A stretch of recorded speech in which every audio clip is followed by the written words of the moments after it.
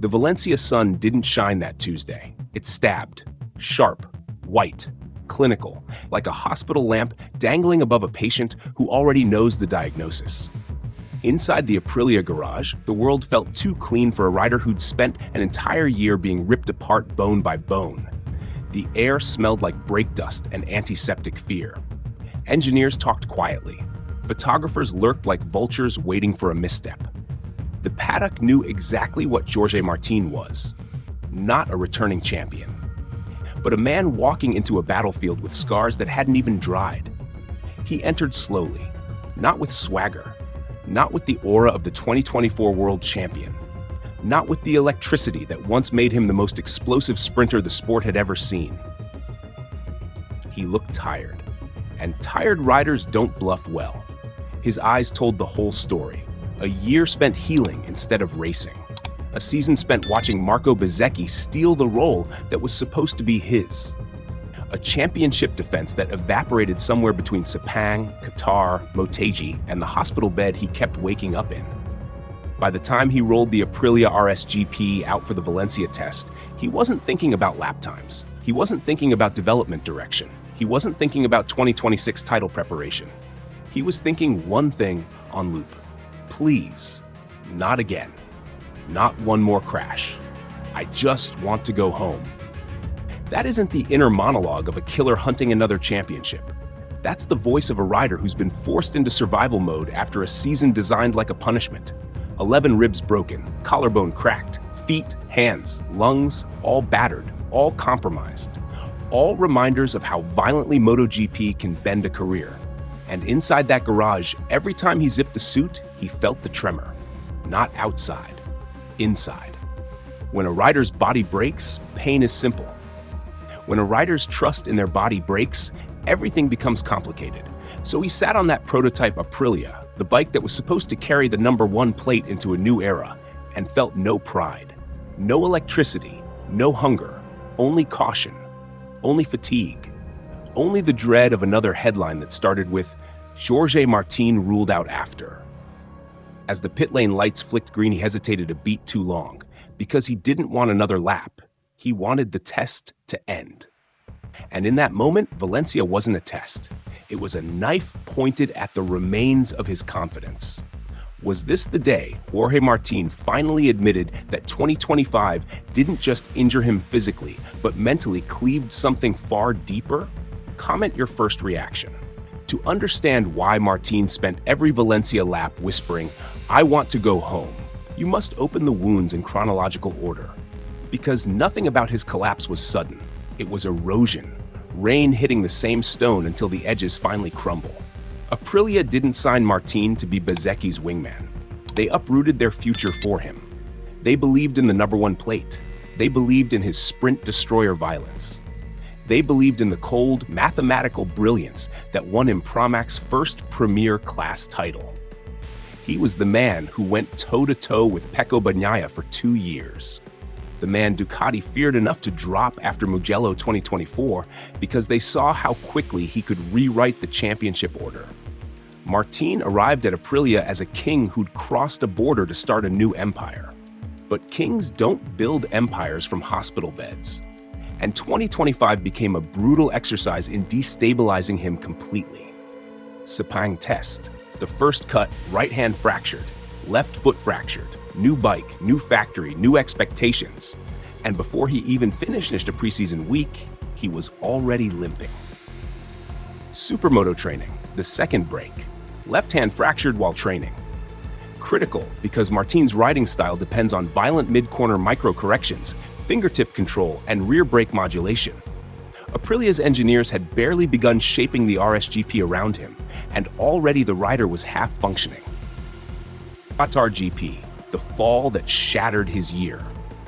The moment he broke 11 ribs and suffered a hemopneumothorax, the alarm bells rang across the paddock. Not because of the injury itself, because of how he reacted. There was no fight. No, let me try one more lap. Just an instinctive surrender, like his brain understood something his pride refused to acknowledge. The man who once rode like every lap was a street fight was suddenly terrified of impact. That is not weakness. That is trauma. Motegi, the crash that exposed his mindset. The collision with Bezzecchi wasn't simply clumsy, it was hesitant, the kind of decision you make when fear overrides timing. When he got up clutching his collarbone, the paddock didn't look shocked, they looked numb. Because by then, Martín wasn't riding like a title contender. He was riding like a man performing a job he wasn't convinced he could physically withstand. The displaced fracture made headlines, but the true damage spread through Aprilia's pit wall. This wasn't bad luck. This was a rider caught in a psychological loop he couldn't break. The return that wasn't a return. By Valencia, he wasn't healed. He wasn't close. His bones had glued themselves back together, but his mind was still holding its breath, waiting for the next snap. And still, he rode. He raced the final GP. He tested the prototype. Why? Because if he didn't, the consequences would have been catastrophic. He would have carried a double long lap penalty into 2026. Aprilia would have tested a new chassis without the rider they built it for. Bezzecchi, rising like a storm cloud, would have become the de facto leader permanently. Rivola would have questioned his durability. Sponsors would have questioned his worth. The paddock would have labeled him fragile. He didn't return for fun. He returned to protect his seat. But the price of that decision surfaced immediately. Every lap was fear. Every corner was hesitation. Every run out was a heartbeat skipping. And when he admitted publicly, "I just wanted to go home," the motorsport universe flinched, because riders don't say that. Not publicly, not honestly. Not unless the mental fatigue is overflowing so violently it spills through whatever media mask they attempt to wear. This wasn't a confession. It was a cry from a man trapped between obligation and exhaustion. The shadow of 2026. Martín knows exactly what season is coming. The most chaotic rider market in MotoGP history. Marc Marquez is out of contract. Pecco Bagnaia might be pushed out of Ducati. Pedro Acosta is looking at Ducati and VR46. Fabio Quartararo is eyeing Ducati for 2027.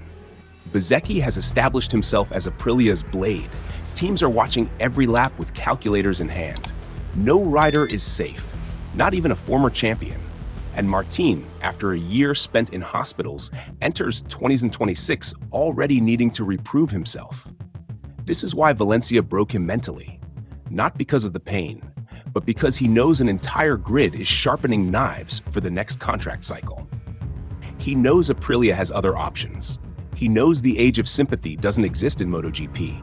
He sat on that RSGP with a single thought quietly strangling him. If I crash again, my career could slip through my fingers. That is not how champions think. That is how cornered predators think. The silent betrayal of the number one plate. He was supposed to defend it. He never did. The number one never appeared. No fan saw it. No rival feared it.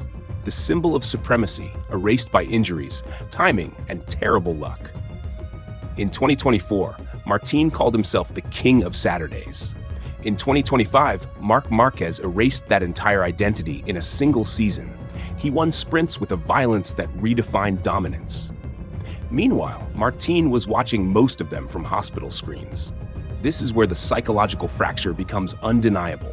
How does a rider recover when the world moves on without him? How does a champion breathe when the sport shows him how disposable he is? How does Jorge Martín convince himself he's still elite when 2025 gave him no evidence? He knows the truth that no rider ever wants to admit. 2024 crowned him. 2025 stripped him naked. 2026 will decide if he ever deserved the crown at all. Was this hesitation the seed of a downfall or the beginning of a rebirth he desperately needs? Comment your take. Does Martín still have a champion's mindset?